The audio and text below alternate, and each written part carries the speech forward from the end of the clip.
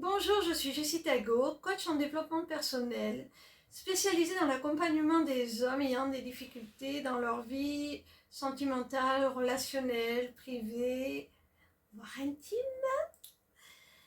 Et si je me suis penchée plus particulièrement sur les problématiques masculines, c'est suite à l'écriture de mon livre dont le fil conducteur, le sujet principal est l'homme sous toutes ses facettes, le masculin sacré. C'est l'écriture de cette œuvre qui m'a amené à créer un programme d'accompagnement dédié exclusivement aux hommes, afin d'apporter à leurs problématiques bien singulières les réponses les plus adaptées au travers d'outils issus de la psychologie, du développement personnel et même de l'ésotérisme et des arts divinatoires.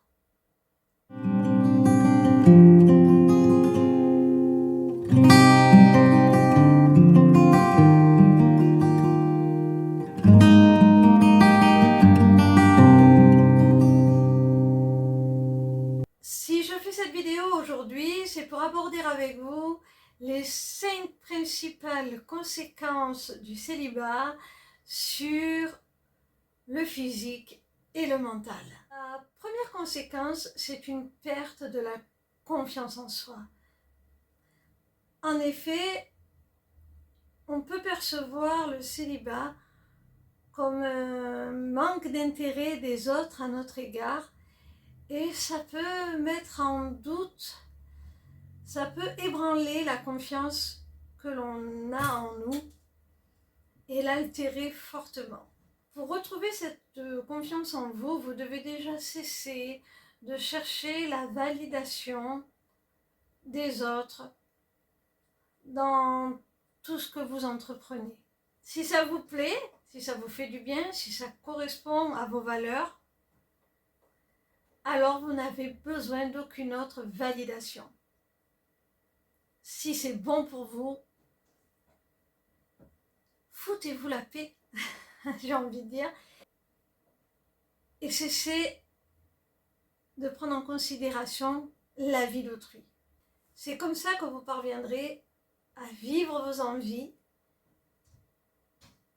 et à retrouver votre confiance. Plus vous agirez ainsi, plus vous serez en accord avec vous-même et plus vous entreprendrez des actions qui réussiront puisqu'elles sont alignées avec vous. Et le fait de réussir,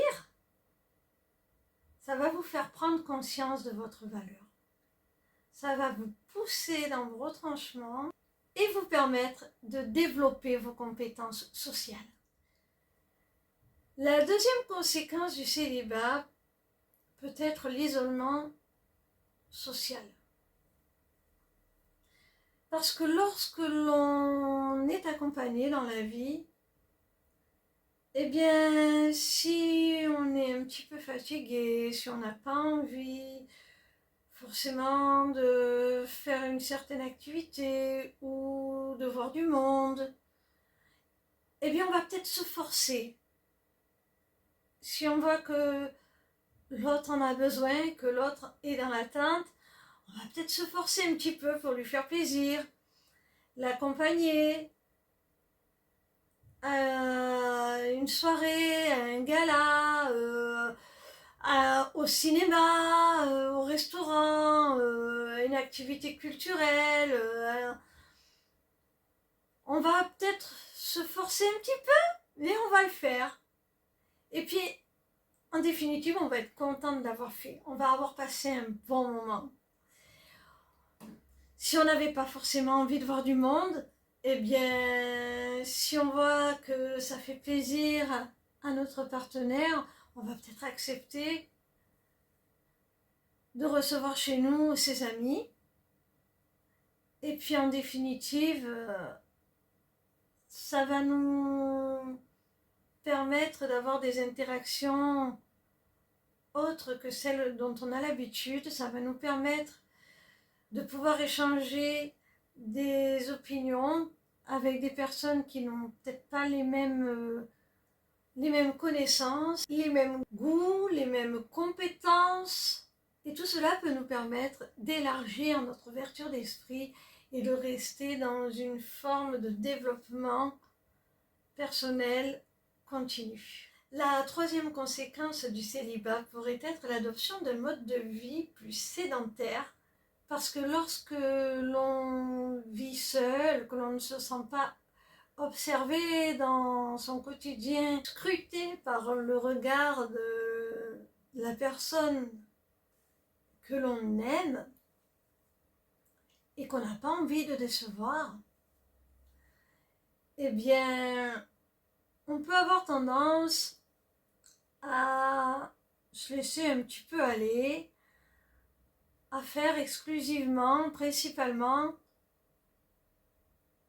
ce dont on a envie, sans trop se forcer à faire d'efforts sur le reste.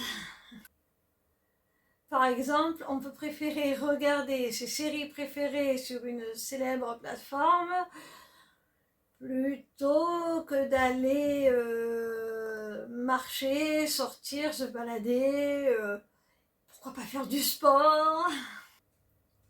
On peut se mettre un petit peu en retrait, se figer un petit peu dans son cocon rassurant qu'est son foyer, sa maison, et ne plus être assez dans le mouvement de la vie, dans le mouvement vers le monde extérieur, dans l'action tout simplement. Ce qui peut créer une prise de poids, d'autant plus si on ajoute à ça un déséquilibre alimentaire causé par l'ennui, par un mauvais ratio entre les apports et les dépenses en énergie. Le fait de se couper un petit peu du monde, de ne plus être dans le mouvement de la vie, tout simplement, peut aussi avoir des conséquences au point de vue de l'humeur, du moral. Du coup, si on est négligé, qu'on a pris un petit peu de poids, on ne se sent pas forcément à l'aise avec l'extérieur, et ne se sentant plus à l'aise avec le monde extérieur,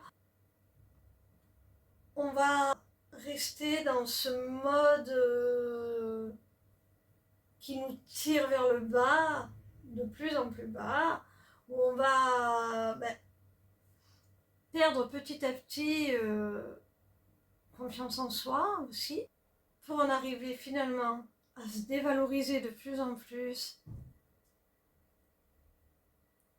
et à perdre confiance en soi une fois de plus. On peut estimer que la quatrième principale conséquence du célibat, c'est l'épuisement émotionnel. Parce que dans la solitude, on peut vivre un cruel manque de soutien émotionnel. Et il est important, dans ce cas-là, de s'entourer des bonnes personnes. Il faut trouver les personnes ressources au sein des membres de notre famille, de nos amis, et quand ceci n'est pas possible, ne pas hésiter à faire appel à un professionnel. Alors on peut employer certaines stratégies pour éviter cet épuisement émotionnel, les affirmations positives, la méditation, la pratique de hobbies qui nous font vibrer, qui nous passionnent.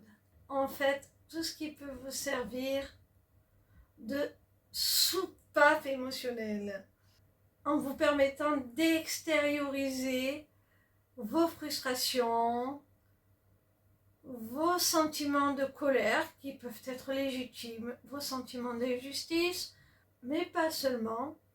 Ça peut être aussi le moyen d'exprimer des émotions plus positives, comme un trop plein d'amour, l'envie de partager à l'autre nos sentiments, notre vision du monde, à travers, pourquoi pas, une création artistique. La cinquième et dernière conséquence du célibat que j'aborderai dans cette vidéo, c'est la stagnation personnelle. Je m'explique. Quand on est en couple, on a certains engagements qui soit verbalisé explicitement ou que ce soit des formes d'accords tacites, on a peur, en ne tenant pas ces engagements-là, de ternir la relation, que l'autre finisse par se lasser, de ne jamais voir ses attentes se réaliser, ce qui nous pousse à faire notre maximum pour tenir ces engagements, pour coller au mieux aux attentes de l'autre et faire en sorte tout simplement de ne pas le perdre. En étant célibataire, il est beaucoup plus difficile de respecter les objectifs que l'on s'est fixés, les ambitions que l'on a, parce que ces engagements-là sont envers nous-mêmes et qu'il est beaucoup plus facile de se permettre de ne pas tenir ses engagements envers soi-même qu'envers autrui. C'est pour cela qu'il est important tout au long du célibat de continuer à être dans une forme de croissance personnelle et à explorer de nouvelles opportunités. Notre évolution, notre progression personnelle en tant qu'individu est gratifiante, quel que soit notre statut relationnel, en couple ou célibataire. Voilà, nous avons exploré ensemble les 5 principales conséquences du célibat sur le physique et le mental. Mais rappelez-vous que le célibat n'est pas une condamnation. C'est une période de vie charnière qui offre des opportunités formidables pour se connaître, se développer et se concentrer sur soi-même. En prenant les bonnes habitudes qui boosteront notre confiance en nous, qui permettront à notre corps de rester en bonne santé, tout en nous permettant de maintenir un lien social bénéfique pour notre bien-être émotionnel et notre croissance personnelle, vous pourrez transformer cette période en une expérience positive et enrichissante. Si cette vidéo vous a plu, n'hésitez pas à la liker, à la partager, à vous abonner à ma chaîne pour en voir d'autres.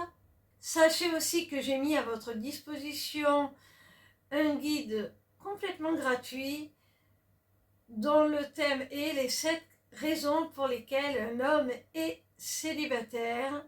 Dans ce guide, comme son titre l'indique, je vous indique les 7 principales raisons pour lesquelles un homme est célibataire et je vous donne des pistes pour sortir de cette situation qu'est le célibat s'il n'est pas un choix et que vous le subissez.